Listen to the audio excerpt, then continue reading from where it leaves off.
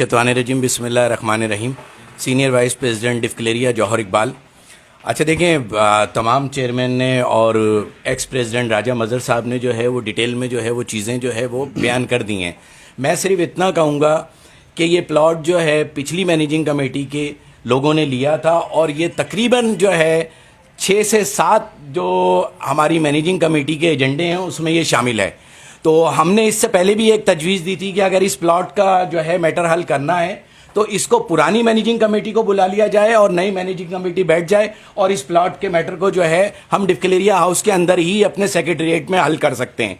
उसके बाद जब इस तजवीज़ को भी नहीं माना गया तो उसके बाद हमारी चौथी या 5वीं मीटिंग में जो है वो इसी प्लॉट के उसके ऊपर जो है हंगामा आराई हुई और बहुत ज़्यादा जब फसाद खड़ा हुआ तो मैंने जौहर इकबाल ने जो है ये ऑफ़र की कि भाई इस प्लॉट को इसी कंडीशन में जो है मैं बनाता हूं, मैं तमाम चीज़ें जो है वो करता हूं और उसमें मेरे सारे के सारे 17 लोग जो है मेरी इस बात में जो है वो शामिल हो गए, मैनेजिंग कमेटी के लोग। और हमने कहा हम टूर्नामेंट भी कराएंगे ज़िशान शेखानी से, हम फंड रेजिंग भी करेंगे, हम ये काम करते रहें और फाइनेंस कमेटी बना के इंशाल्लाह इस प्लॉट को जो है वहाँ भी बनाएंगे और यहाँ भी बनाएंगे, जिसके ऊपर मिनट्स रजिस्टर जो है मौजूद है। उसमें जो है इसरार शौकत फ़ौरन जो है वो खड़े हो गए, जो मेरे ये लोग जो है इसकी तायीद करेंगे। उन्होंने कहा नहीं मैं बनाऊंगा इसको, जो कि हमारे वीपी डिफेंस हैं। हमने कहा हमारा तो जो है ये एजेंडा ही है कि ये बनना चाहिए, क्योंकि हमने ये एसिड बनाया है पिछली मैनेजिंग कमेटी ने और इस मैनेजिंग कमेटी अगर इसको जो है ऑन करती है तो प्रेसिडेंट नूर अब्रेजोई की तख्ती लगेगी, राजा मज़हर की नहीं लगेगी।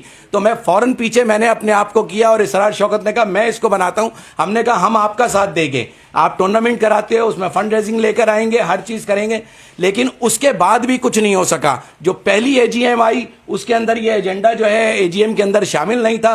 प्रेसिडेंट साहब ने जो है वो खड़े हो गए और खड़े होकर जो है फिलबदीमा जलसा शुरू कर दिया कि जी प्लॉट और प्लॉट और प्लॉट, और उसके बाद जो भी चीज़ें हुई हैं वो सब कुछ जो है वो आपके सामने।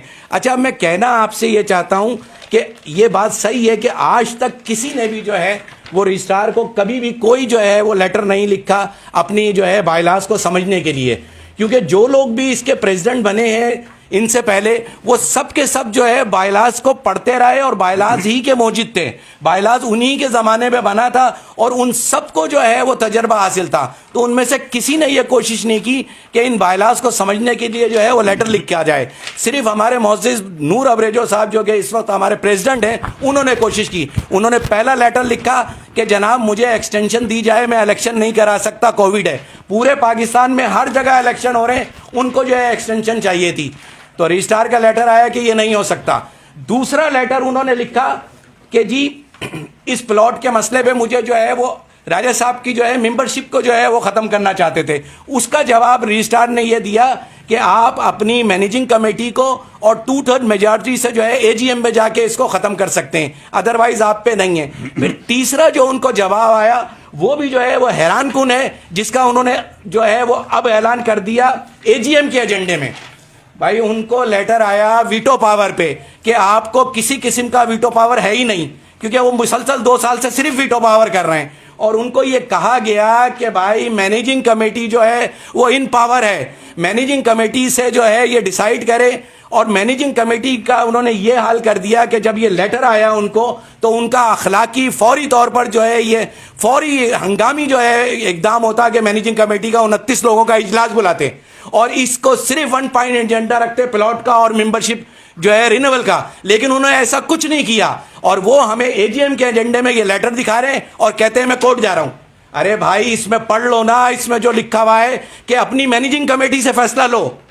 ये हर असिस्टेंट रजिस्ट्रार या हर एसोसिएशन में होता है कि अगर कोई चीज़ आपको करनी है तो सिविल सूट करते रहो, लेकिन ये कहीं नहीं होता कि वो कह रहा है कि मैनेजिंग कमेटी से जो है इसको डिसाइड करो, आप कहते हो मैं कोर्ट जा रहा हूं। मैं अब भी तमाम डिफक्लेरियन को गवाह बना के कहता हूं कि खुदारा डिफक्लेरियंस ये आपके तमाम लोगों की कुर्बानियों से जो है डिफक्लेरिया बनी है और डिफक्लेरिया का वजूद आप सबकी कुर्बानियों का हिस्सा है। तो मैं तमाम 2000 डिफक्लेरियन से ये अपील करता हूं कि फौरी तौर पर जो है वो प्रेसिडेंट, जीएस और ये 5-6 लोग हैं, फाइनेंस सेक्रेटरी और ये मीडिया सेक्रेटरी और ये लोग जो हैं, इन 17 लोगों की इनको हिमायत हासिल नहीं है। मैं सिर्फ और सिर्फ ये कहता हूं कि भाई हम लोग अपने हलफ की पासदारी करते हुए इस एजेंडे को जो है और इस मैटर को 100% सलाहियत रखते हैं हल करने की, तो फौरी तौर पर एक हंगामी इजलास बुलाया जाए 29 लोगों का, और जैसे रजिस्ट्रार कह रहा है कि इसमें कसरत राय से फैसला किया जाए तो यह फैसला किया जाए। अगर कोर्ट कचहरी में इस डिफिकल्ट एरिया को फंसा दिया तो आप यकीन जाने कि यहां पर